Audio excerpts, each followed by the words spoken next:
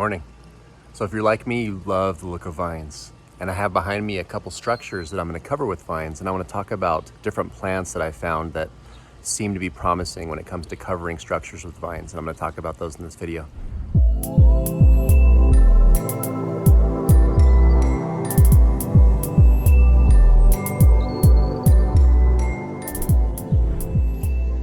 Alright, so you can call these structures a few different names. Some people just call them trellises. I've heard pergolas, arbors, gazebos. For this video, I'm just going to call them trellises. This particular one I would probably call a tunnel, and that one I'd call a gazebo. But again, there's a lot of different names for them. Some people call them pergolas. You guys know what I'm talking about. Structures for holding vines, okay? And so right now, they don't really have, I mean, there's that grapevine's kind of climbing onto the side of the trellis right there, but I want to talk about some of the different ideas you can have. And just note that I'm in zone 9, and a lot of these will grow in other zones. This particular one, these particular two should do fine. I mean, this is red flame seedless. I think you can go down to zone 6 with red flame seedless. I've heard they don't do very well in colder zones, but I mean, there's always great varieties in zones 3 through 10. I mean, so you can just pick the one that works best in your climate. Right here I have Luffa.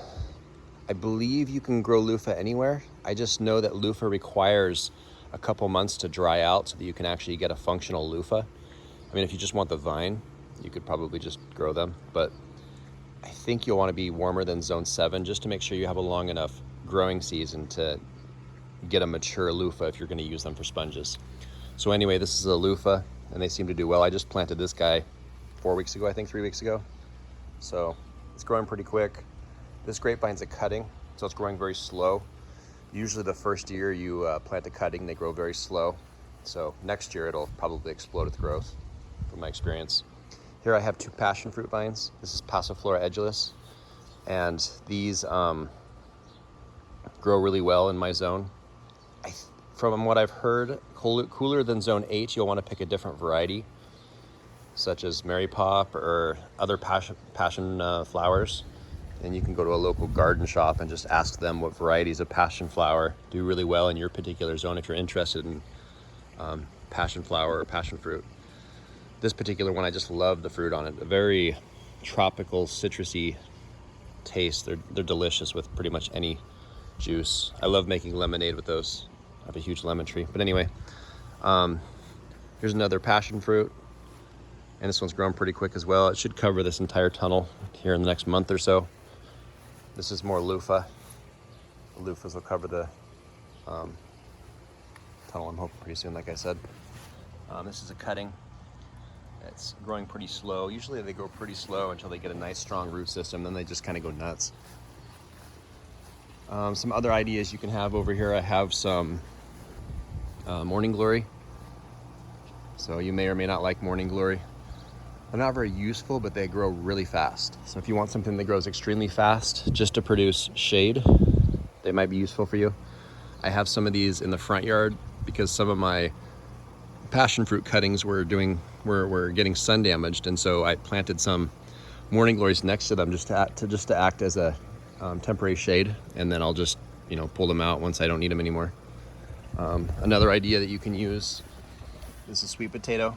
I just slipped some sweet potatoes. Basically what that means is you dip them in water until little vines start popping out of them, and then you just snap them off, twist them off, and just stick them in water, and then they root, and then you just put them in the soil. Here's another sweet potato. And then over here I have a sweet potato too. It's just hard to see through the loofah.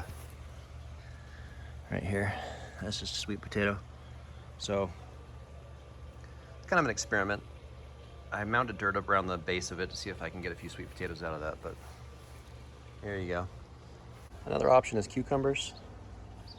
This is actually like this whole edge right here was a compost pile, so I've been just throwing waste in here, plant waste. And I got sweet potatoes coming up. I had a few sweet potatoes that were going bad, so I threw them in here. Sweet potato comes up there. Right here, there's a sweet potato that I was thinking it was gonna rot, and apparently it's producing a bunch of slips. A bunch of vines are coming out of it. So, but anyway, those should climb this. This is a pumpkin, I believe. It's actually a ghost pumpkin. Another volunteer. And then, like I said, this is a cucumber, so that'll be cool to have cucumbers climbing on here. And then over on this side, I have a huge grapevine that I'm allowing. I put a wire across just to give it something to climb. And over the last month, it's been taking the invitation and climbing the wire. So from this side, I might let this climb up the gazebo. So just some ideas if you're interested in covering some trellis type structures in your yard with vines. I just love the look of vines.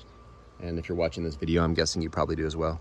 So good luck. There's some ideas. In case you're curious about the structure, I believe it was a Father's Day present, so I'm not sure on the price, but I believe my family got it at Home Depot or Walmart. I'm not sure. And I believe it was very affordable. And I think these tunnels, you can get them on Amazon. Not that I'm endorsing Amazon or anything. Not sponsored. But yeah, I think you can get stuff like that on Amazon. I'm guessing probably for $100 or less, but I'm not sure. So anyway, good luck. Let me know if you have any questions, leave a comment. Happy to help. Thanks for watching.